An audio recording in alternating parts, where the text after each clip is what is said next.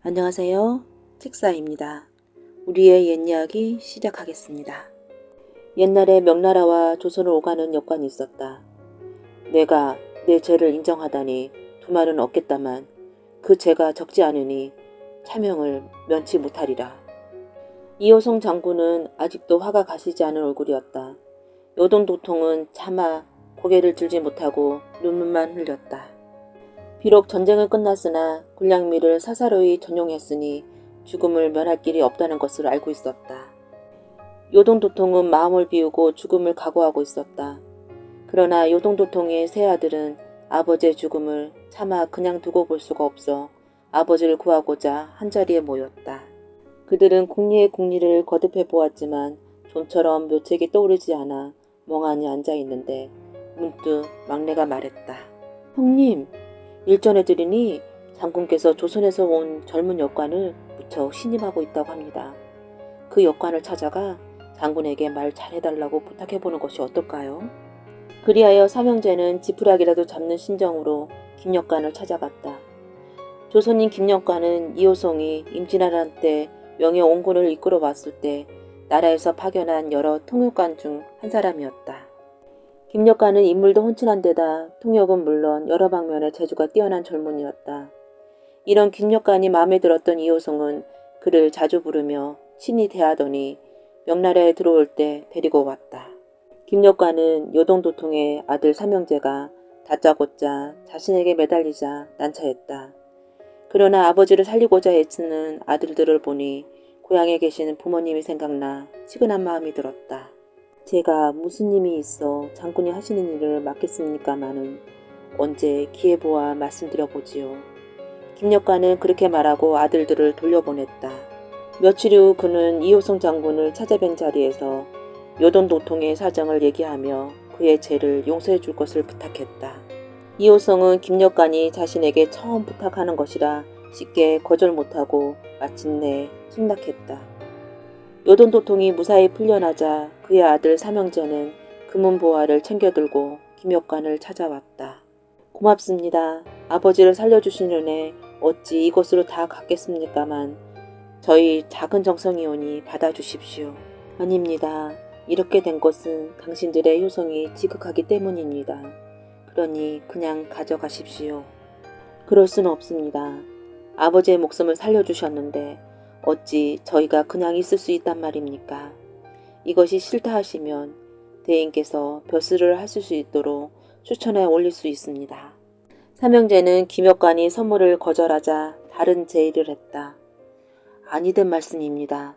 전 엄연히 조선인입니다. 곧 본국으로 돌아가야 할 사람이 벼슬이라니 당치 않습니다. 저희는 그냥 있을 수가 없습니다. 부디 대인께서 원하시는 것을 말씀하십시오. 무엇이든 저희가 들어드리겠습니다.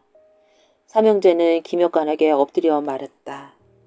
어허, 거참, 정 그러시다면 내 소원이 천하에 제일 가는 미인을 보는 것이니 그 소원을 들어주시겠소?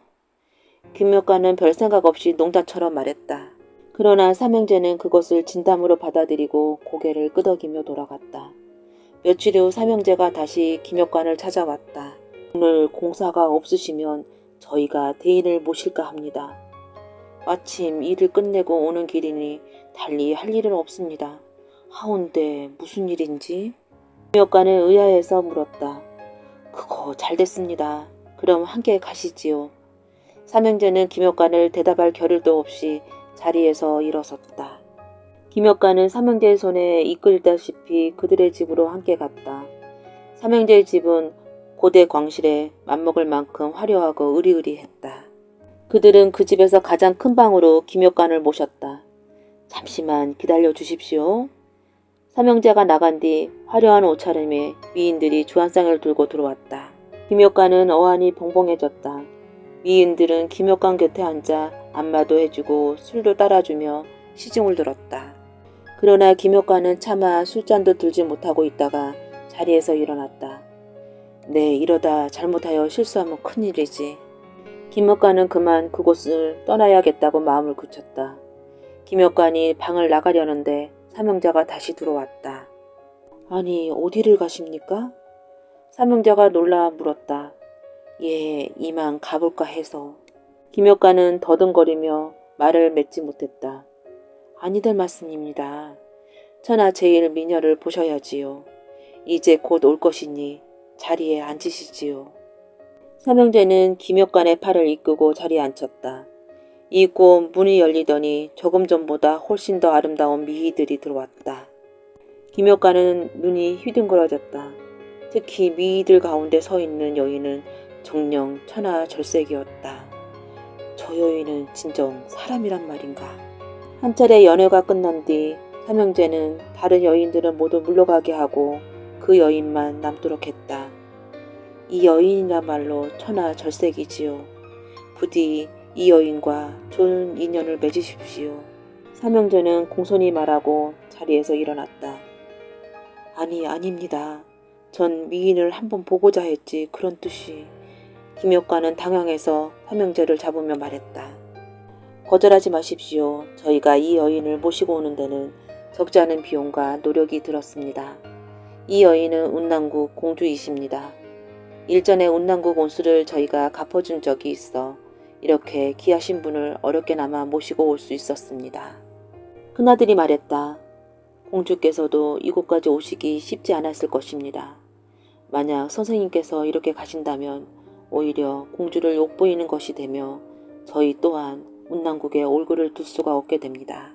김효과는 살며시 운남국 공주를 바라보았다. 삼형제의 말이 아니더라도 지금 이대로 간다면 평생 후회할 것 같았다. 결국 김효과는 운남국 공주와 하룻밤을 보냈다.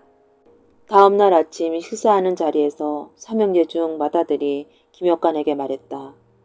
이참에 공주와 백년가약을 맺으시는 것이 어떻겠습니까? 말씀은 감사하오나 국법이 지엄한지라 남의 공주를 함부로 아내로 만질 수는 없습니다. 저로서도 안타까울 뿐입니다.